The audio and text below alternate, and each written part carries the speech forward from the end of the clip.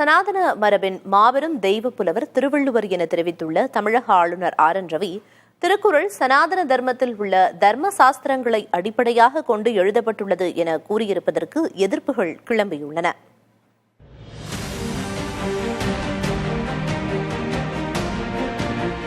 சனாதன தர்மம் பற்றி அடிக்கடி பேசி வரும் தமிழக ஆளுநர் ஆர் என் ரவி, திருக்குறள் சனாதன தர்மத்தில் உள்ள தர்ம சாஸ்திரங்களை அடிப்படையாக கொண்டு எழுதப்பட்டிருப்பதாக கூறியிருந்தார். அதே சமயம் தேசிய கல்விக் கொள்கையின் அடிநாதத்தில் திருவள்ளுவர் இருக்கிறார் என்றும், புதிய கல்விக் கொள்கை உருவாக காரணமாக திருவள்ளுவர்தான் இருந்துள்ளார் எனவும் அவர் தெரிவித்திருந்தார். Deeply inspired by Tirukkural. When we say in the Kalavi section, Karka Kasadarka Karpavai Katrapin Niraka Adarkata. Have knowledge, acquire knowledge, knowledge by which is useful, by which you can stand by. இந்த நிலையில் சனாதன மரபின் மாபெரும் தெய்வ புலவர் திருவள்ளுவர் என்றும், வைகாசி அனுஷத்தில் திருவள்ளுவர் பிறந்தார் எனவும் தமிழக ஆளுநர் ஆர் என் ரவி எக்ஸ் தளத்தில் பதிவிட்டுள்ளது சர்ச்சையை ஏற்படுத்தியுள்ளது.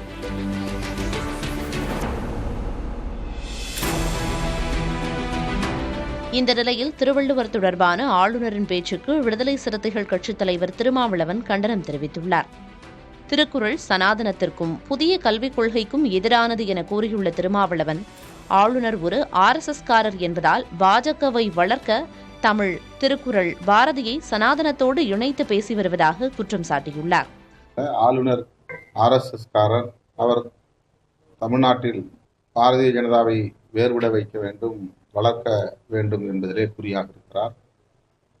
அதனால் அவ்வப்போது தமிழ், திருவள்ளுவர், திருக்குறள், பாரதி என்றெல்லாம் பேசுகிறார். நந்தனாரையும் கையில் எடுக்கிறார். இதுவெல்லாம் அவர்களின் அரசியலுக்கான உத்திகள். திருக்குறள், திருவள்ளுவர் தொடர்பான ஆளுநரின் பேச்சை கண்டித்துள்ள சபாநாயகர் அப்பாவு, ஆளுநருக்கு திருக்குறளின் ஆழம் தெரிவதற்கு வாய்ப்பில்லை எனவும், ஆங்கிலேயர்களின் கல்வி முறையை குறை கூறும் ஆளுநர் ரவி, அவர்கள் உருவாக்கிய ஆளுநர் பதவியை வேண்டாம் என கூறுவாரா எனவும் கேள்வி எழுப்பியுள்ளார். பீகார்ல பிறந்து வளர்ந்து படித்த ஆளுநர் அவர்கள், மாண்புமிகு ஆளுநர் அவர்கள், திருக்குறளை பற்றி தெரிஞ்சிருக்க எந்த நியாயமும் கிடையாது. அந்த 70 ஆண்டுகளுக்கு முன்னால பிரிட்டிஷ் கல்வி முறை தானே. ஏன் நம்முடைய மாண்புமிகு ஆளுநருக்கே பிரிட்டிஷ் காலத்தில் உருவாக்கப்பட்ட அந்த கவர்னர் பதவி தானே. அது அந்த பிரிட்டிஷ்காரங்க பதவி வேண்டான்னு போடலாமா நம்ம மாண்புமிகு ஆளுநர் அவர்கள்?